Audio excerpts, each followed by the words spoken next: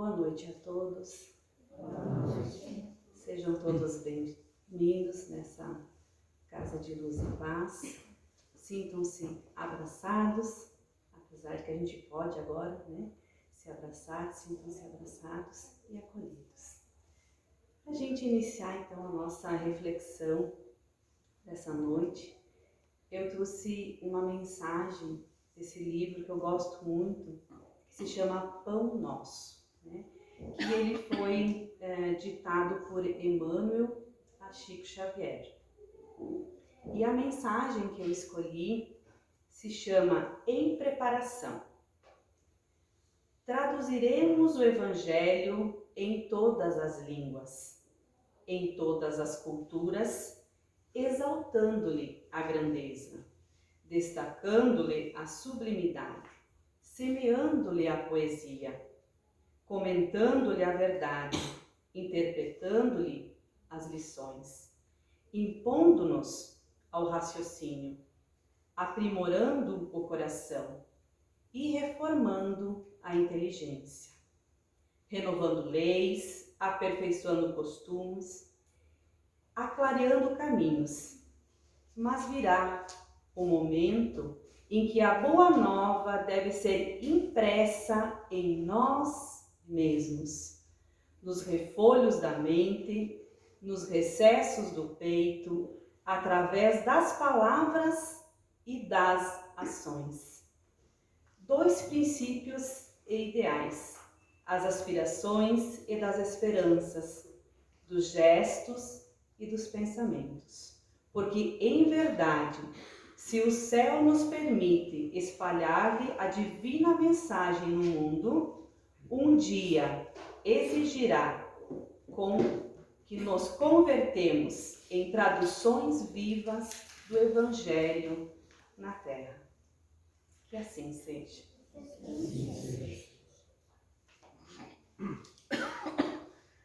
Então, eu escolhi essa mensagem e venho falar também um pouco para vocês, de quem psicografou essa mensagem. Então, Chico Xavier, ele nasceu no dia 2 de abril de 1910. Então, se ele estivesse vivo, estaria fazendo aniversário nesse mês. E para quem não conhece, então, eu vou falar um pouquinho sobre a vida de Chico Xavier, do exemplo que ele foi, para a gente conhecer um pouquinho também desse espírito tão elevado que esteve aqui na Terra e deixou um legado muito importante para todos nós, Então, Chico Xavier foi filho de João Cândido Xavier e Maria João de Deus. Ele ficou órfão de mãe aos 5 anos e, devido aos 9 filhos que o pai tinha, ficou com 9 filhos para criar, resolveu distribuir os filhos para pessoas conhecidas para que pudesse, manter o bem-estar dos filhos. E o Chico, então, ele foi viver com a madrinha, que era uma pessoa muito estável, muito nervosa e que maltratava muito o Chico, Isso quando ele tinha seus 5 anos. E Chico, já nessa idade, ele já conversava com espíritos, Já tinha essa sensação e conversava com espíritos. Então ele pedia a sua mãezinha, ele falava com a mãe, já desencarnada.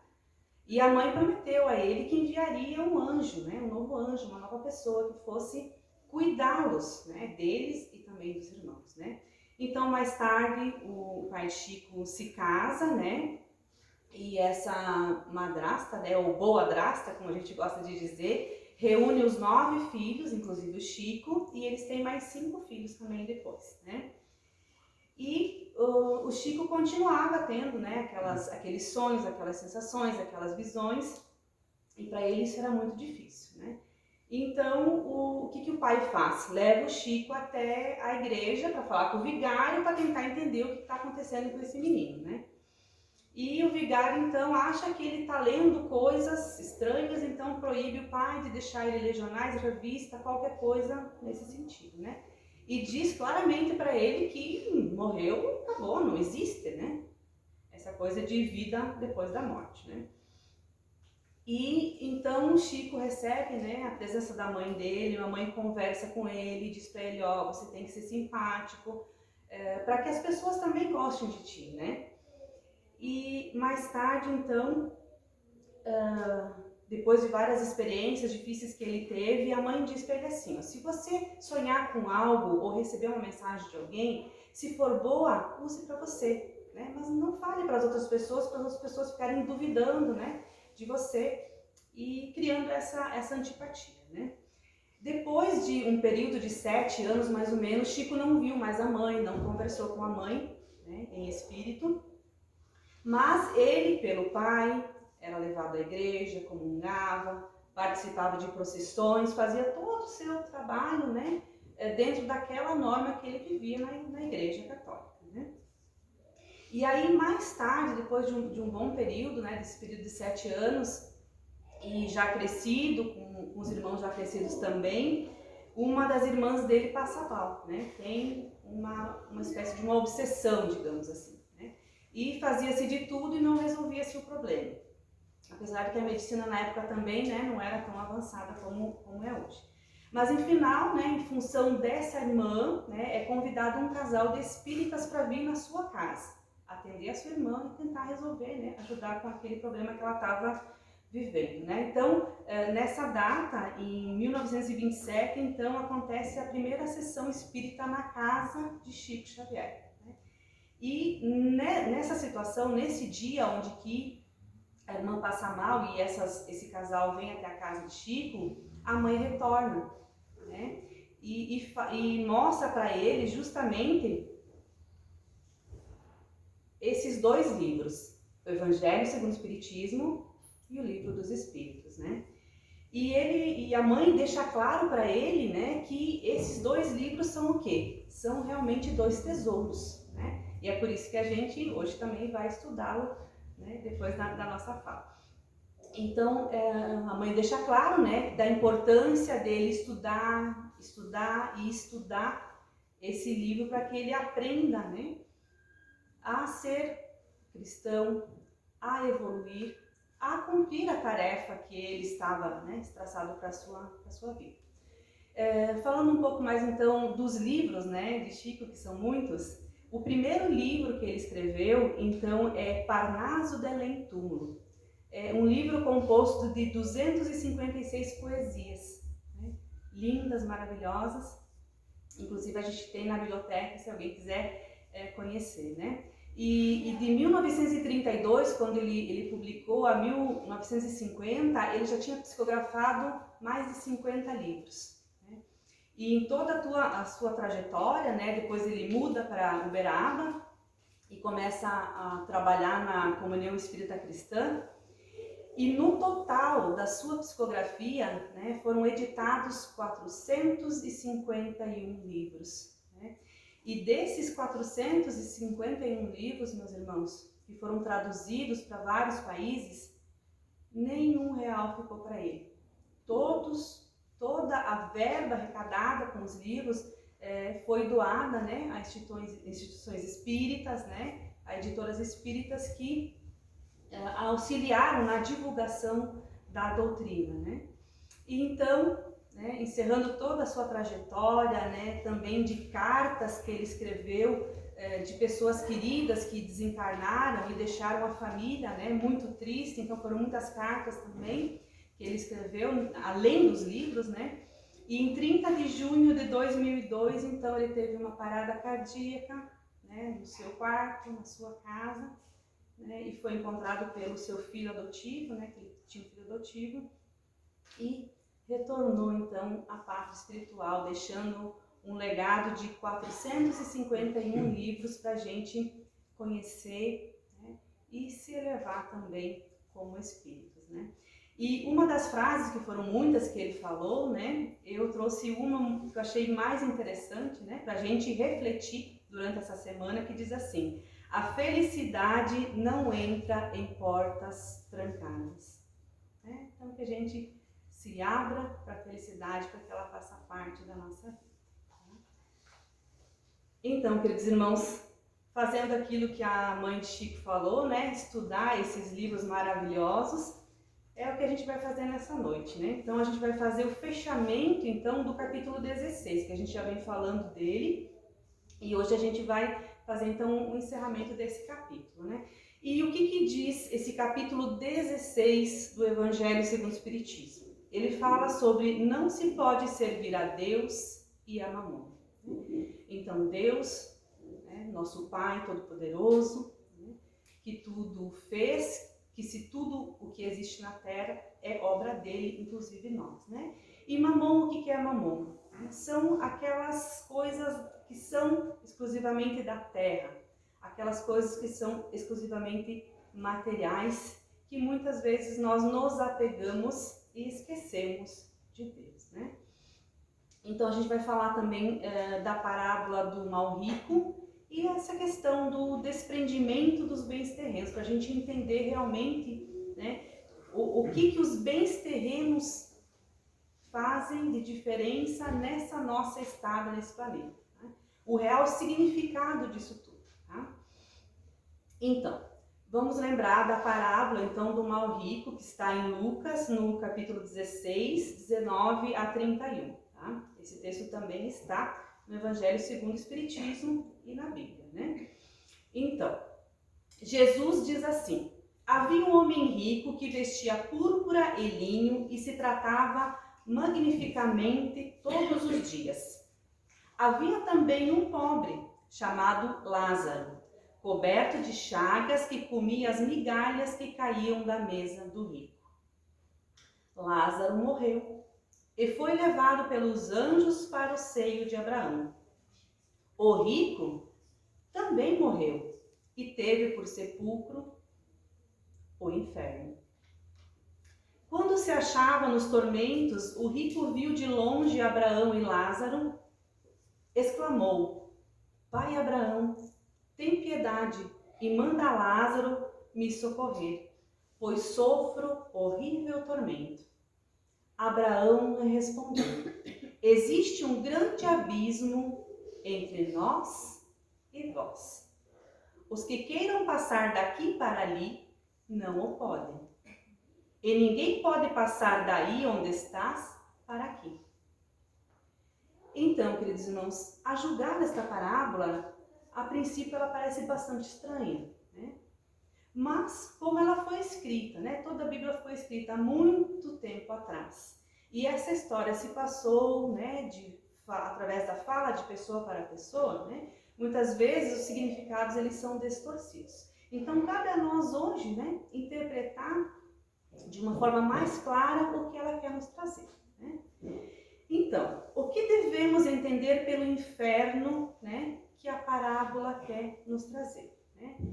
O inferno, queridos irmãos, ele é o sofrimento e o remorso, né, que sente o espírito em regiões espirituais inferiores, quando se conscientiza do quê? Do mal que praticou. Então, o inferno não é aqui, não é ali, o céu não é aqui, não é ali, né? É um estado, é uma vibração, é um local que nós vamos passar um determinado tempo para compreender, né, as nossas falhas e os nossos acertos. Tá? E quando ele fala do abismo, né? O que é esse abismo? Que abismo é esse que Abraão fala, então, nessa parábola? É os obstáculos vibratórios criados pela grande diferença evolutiva entre eles. Então, um estava com a evolução melhor devido às suas orações, devido à sua vivência na fé, no bem, e o outro estava um pouco inferior, né? Então, o que os separa não é realmente um buraco material, é a vibração do sentimento de cada um deles. Né? E para que eles se alinhem, para a gente conseguir se alinhar, né, a gente precisa, né, evoluir, conhecer, aprender, né, orar e pedir para que Deus nos auxilie, os bons espíritos, o nosso anjo da guarda, o nosso espírito protetor, né? E ainda sobre o abismo, né? É a impossibilidade temporária de um espírito impregnado de egoísmo obter alívio através do mérito de um espírito evoluído como Lázaro. Né? Então aqui a gente não pode se isentar de entender a reencarnação. Porque se a gente não entende a reencarnação, a gente não entende essa situação ocorrida. Né? Porque sabendo que numa encarnação a gente fez tudo de errado que podia, né? Não fez bem a ninguém, não usou aquilo que eu tinha de forma correta, a gente vai viver eternamente no inferno? Deus não seria justo. Ele nos dá o quê? Uma nova oportunidade, uma nova encarnação, numa nova família, numa nova cidade, ou talvez com aqueles que a gente já esteve encarnado numa outra vida, para que a gente faça o quê? Através daquele roteiro traçado, no uso do nosso livre-arbítrio, a gente consiga se melhorar, né? E tampar esse abismo, né, de que a parábola nos fala. Tá? E o capítulo 16, então, ele também nos fala dos apegos aos bens terrenos, né? E ele diz também que esses apegos aos bens terrenos é uma modalidade de egoísmo, né?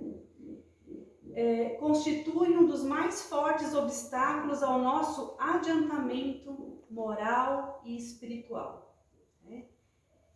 Nós podemos observar todos os outros sentimentos, né, que nós temos, esse apego ao que é material, aquele dar mais valor ao que é material do que é espiritual, ele nos paralisa, né? Paralisa os nossos impulsos, paralisa também o nosso coração, né? E o desapego, né? A gente falou de apego e os desapego desses bens terrenos, né? No que consiste esse desapego, né? Em dar aos bens terrenos o seu justo valor e entender que os bens terrenos estão para nos auxiliar, que nós não devemos ser escravos dos bens terrenos, né? E nós não devemos o quê? Sacrificar, né, os bens espirituais, né, através dos bens materiais, dar mais valor aos bens materiais do que os bens espirituais. Ou seja, né, numa noite de quarta-feira, eu deixar, né, algum compromisso de forma material que eu tenha para quê? Para vir à casa espírita ou a qualquer instituição, né, religiosa, para quê? Para cuidar do teu espírito. Né? Falando ainda do desapego dos bens terrenos, né?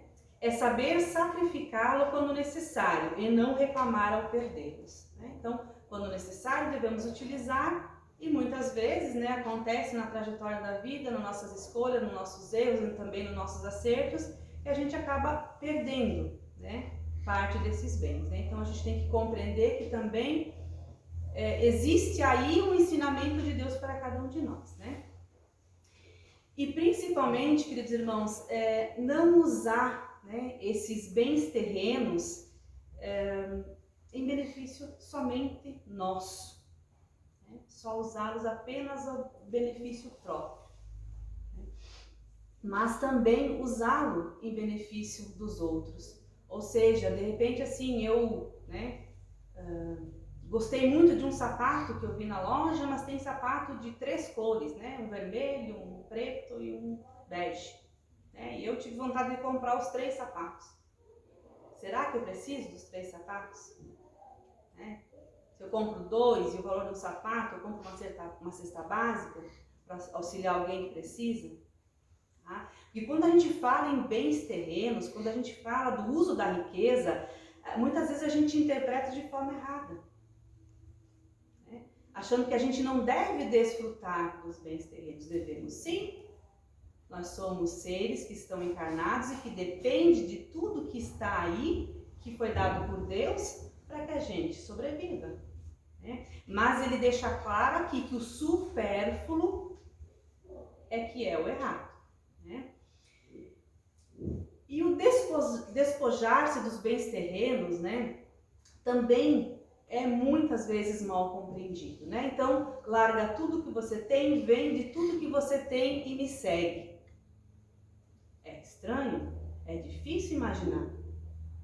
Por mais que a gente tenha poucos bens, né, ou quase nada, como é difícil a gente se desprender desses bens, simplesmente vender tudo e seguir.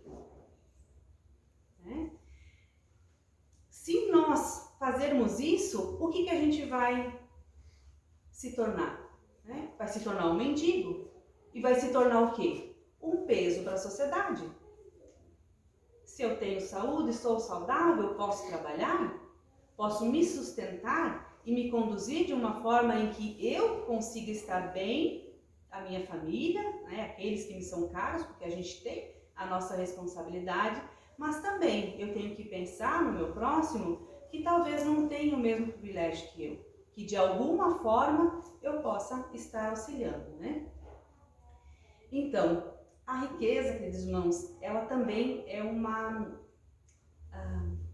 digamos assim, algo que é muito difícil, né? Porque às vezes a gente pensa assim, mas ser pobre é difícil, a gente não ter condições é difícil, claro.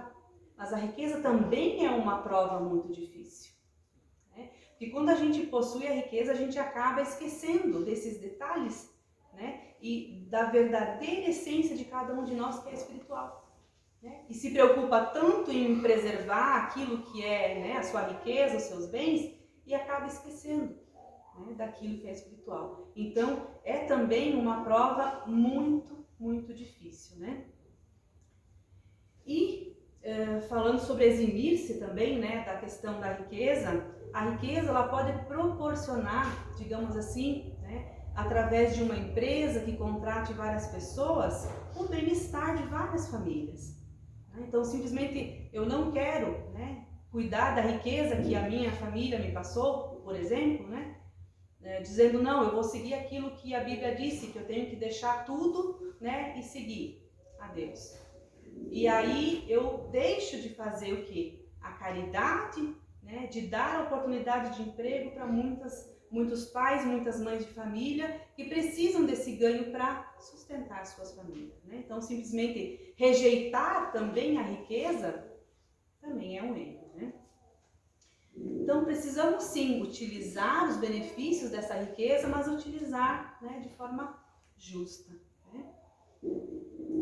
Então, a riqueza é uma missão concedida por Deus para que seja administrada em benefício de todos. Então, essa é, queridos irmãos, a função da riqueza, né, em nossas vidas, em toda a vida, né, existente na Terra. E para trazer um pouco também, né, desse livro tão maravilhoso que Maria João de Deus pediu para Chico conhecer e ler, né, que é o Livro dos Espíritos, ele também nos traz várias questões que falam sobre a questão da riqueza, da posse, tá? Então eu selecionei algumas dessas questões, né? Então eu vou ler para nós trazermos mais claro, né, talvez alguma coisa que ainda não ficou claro com relação à questão da riqueza, né? Então, na questão 711, tá, do Livro dos Espíritos, Allan Kardec então pergunta aos espíritos, né? O uso dos bens da terra é um direito de todos os homens? E os espíritos então respondem: esse direito é consequente da necessidade de viver. Deus não imporia um dever sem dar ao homem o meio de cumprir. Então, como Deus tudo sabe, tudo vê, Ele precaveu que nós precisávamos desse ambiente, de tudo que existe na Terra, para que a gente possa sobreviver. E a gente pode utilizá-lo sim. Aqui deixa claro que a gente pode utilizar todos os bens da Terra, mas em nosso benefício, em benefício do nosso próximo, né? Mas sem utilizá-lo de forma supérflua, né? Prejudicando esse local maravilhoso que é a terra onde vivemos. Porque a gente, ao passar do tempo, né, a gente começa a vivenciar que a Mãe Natureza também começa a dar sinais desses maltratos. Então a gente precisa cuidar também desta questão. A questão 715, ela diz assim: como pode o homem conhecer o limite do necessário? Então eu não sei discernir ainda o que é necessário, o que não é, o que é supérfluo, o que realmente eu preciso, o que eu não preciso, o que eu posso estar ajudando, o que eu não devo, né, estar fazendo. E a resposta é a seguinte: aquele que é ponderado e conhece com intuição, muitos só chegam a conhecê-lo por experiência e a sua própria custa. Então, muitos de nós trazemos na nossa intuição essa vontade de ser caridoso, de auxiliar, de cuidar. Porque, como falei anteriormente, nós reencarnamos muitas e muitas vezes já neste planeta. E já vem no nosso íntimo essa intuição, né, desse trabalho. E, em consequência, quem ainda não tem, reencarna muitas vezes de que forma? Uma vez na riqueza, outra vez na pobreza. Para conhecer os dois lados, né, da riqueza e da pobreza material, para entender, né, a necessidade da caridade em seus espíritos. Outra questão é a 717. Então, Allan Kardec pergunta aos espíritos: que se há de pensar dos que acabarçam os bens da terra para se proporcionarem o supérfluo, com o prejuízo daqueles a quem falta o necessário? E a resposta foi a seguinte: ouvidam a lei de Deus e terão que responder pelas privações que houveram causados aos outros. Então, para obter aquilo que é supérfluo, eu fiz um mal, prejudiquei de alguma forma o meu próximo. Ou seja, pisei nele para subir. Então, não ficará impune, queridos irmãos. O Livro dos Espíritos deixa claro, né, que nessa ou na próxima encarnação a gente vai ter essa dívida lá na nossa listinha para ser quitada, né? A questão 718, ainda falando, né, sobre a lei de conservação, a pergunta foi a seguinte: a lei de conservação obriga o homem a prover as necessidades do corpo? E a resposta, curtinha, foi a seguinte: sim, porque sem força e saúde é impossível o trabalho. Então, todos que temos condições físicas devemos sim cumprir a nossa função, executar o nosso trabalho para o nosso bem-estar e também, através desse trabalho, poder ajudar aqueles que por algum motivo não têm condições de prover o seu sustento, né? Seja por um motivo de doença, né, ou alguma outra impossibilidade que não deixe, né, que não o possibilite esse trabalho e a sustentação de si e da sua família, né? A questão 719, então, ela nos diz o seguinte: merece censura o homem por procurar o seu bem-estar? Então, né, eu trabalho, tenho meu sustento, quero trocar meu carro, né? Comprar um carro melhor. Será que isso é correto ou não é correto? É correto eu querer ter uma casa melhor? Ter uma situação de vida melhor? Comprar uma roupa melhor?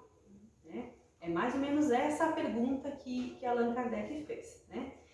E os espíritos, então, eles responderam: é natural o desejo de bem-estar. Então, não é errado.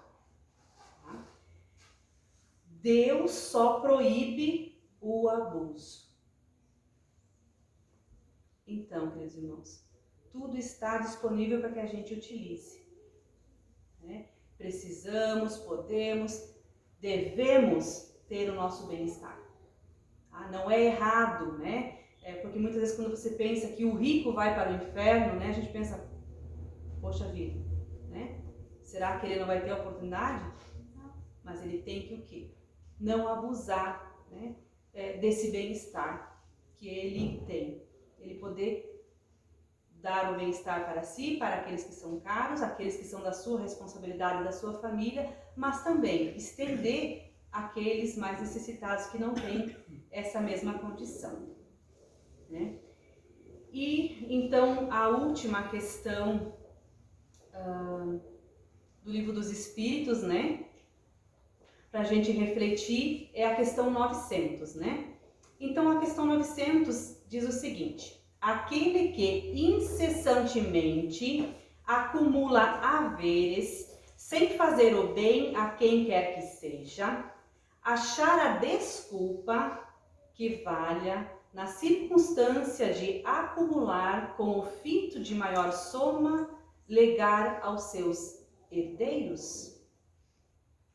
Ou seja, com a desculpa de guardar bens terrenos, bens materiais aos meus herdeiros, eu dedico toda a minha vida a isso e simplesmente, não faço bem para quem quer que seja, E a resposta dos espíritos é a seguinte: é um compromisso com a consciência má. Então a gente está usando de uma muleta, a gente está utilizando de uma desculpa para angariar bens terrenos, quando o nosso filho, os nossos filhos podem por conta própria prover o seu bem-estar, aquilo que é necessário, Então, esse é, digamos, um mal de forma assim, um mal com aparência do bem, É mais ou menos isso que a resposta quer dizer, E a melhor riqueza, queridos irmãos, que a gente pode deixar de herança para os nossos filhos são as qualidades espirituais, Aquela qualidade de amor, aquela qualidade da verdade, aquela qualidade da caridade, da justiça. São essas as heranças que nós temos que deixar como legado para os nossos filhos, E Miramês também nos fala, interpretando essa questão, ele diz assim: tem cuidado com as riquezas, aprende a conduzi-las sem que a usura te corrompa a fé, nem a fé se transforme em egoísmo. O egoísmo e a tentação, dos bens terrenos, às vezes nos leva a situações em que a gente, venha a, digamos assim, colocar na nossa lista, de dificuldades para a próxima encarnação.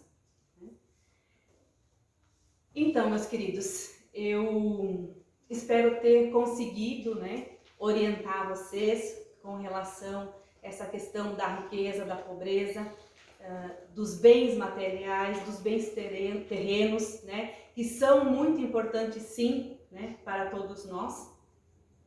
E para que a gente faça então o encerramento, dessa noite, eu vou pedir a todos vocês que nós precisamos muito rezar pela paz, no nosso planeta, nas nossas casas, nas nossas famílias, e principalmente a gente ouve, em outros países longe de nós. Então eu gostaria de convidar todos nesse momento que elevassem o seu pensamento, se sentirem à vontade, fecharem os olhos do corpo físico e pensassem, numa luz branca, da forma que vocês interpretam a paz, através de uma pomba, de algo assim que fosse límpido, que fosse claro, que fosse suave para cada um de vocês, para que a gente possa então mentalizar essa fé, com fé, essa paz que é necessária para o mundo em que estamos hoje. Então, com esse pensamento de luz e paz, vamos ouvindo nesse momento a oração de São Francisco. Senhor, fazei de mim um instrumento de vossa paz. Onde houver ódio, que eu leve o amor. Onde houver ofensa, que eu leve o perdão. Onde houver discórdia, que eu leve a união. Onde houver dúvidas, que eu leve a fé. Onde houver erro, que eu leve a verdade. Onde houver desespero, que eu leve a esperança. Onde houver tristeza, que eu leve a alegria. Onde houver trevas, que eu leve a luz. Ó Mestre, Fazei que eu procure mais consolar que ser consolado, compreender que ser compreendido, amar que ser amado.